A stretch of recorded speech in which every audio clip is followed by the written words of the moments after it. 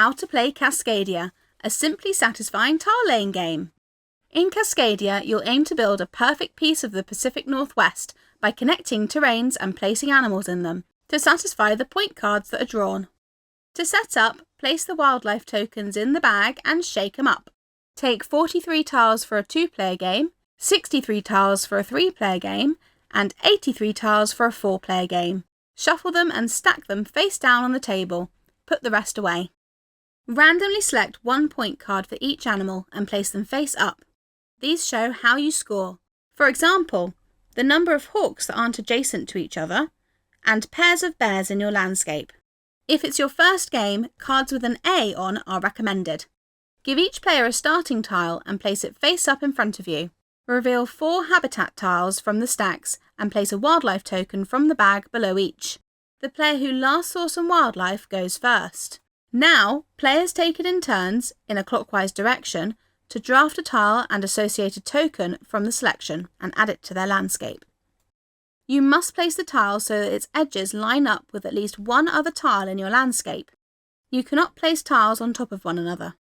Before placing, you can rotate your tile as you wish. You do not need to match up terrains, but doing so will score you more points. Once placed, tiles cannot be moved. You must take the animal token that is below the tile you selected, and it must be placed on any of your tiles with a matching icon. There can only be one animal per tile. Once placed, animals cannot be moved. If you are unable to place the animal, return it to the bag. If you place your animal on a keystone tile, marked by a pine cone, take a nature token. Once you've drafted a tile and animal, replace them with new ones from the stack and bag. Now it's the next player's turn. If ever there are 3 of the same animal in the selection, on your turn, once per turn only, you may choose to return them to the bag and draw new ones. If ever there are 4 of the same animal, they're automatically replaced. Also on your turn, before drafting, you may spend a nature token to either take any tile and any animal, even if they're not paired, or replace any number of animal tokens with new ones. As long as you have enough nature tokens, you can do this as much as you like. Play continues in a clockwise order, each player drafting and placing a habitat and animal until, after 20 turns each, there are no tiles left to replace the one that was just taken. Then, scoring begins. First, work out players' scores for each animal card. Players then receive points for their largest connected corridor of each habitat, 1 point per tile. For example, my largest area of connected forest is 6 tiles, and my largest river is 4 tiles.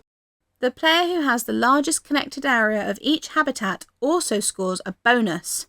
In a 2-player game, that's 2 points, and 1 point each if it's a tie.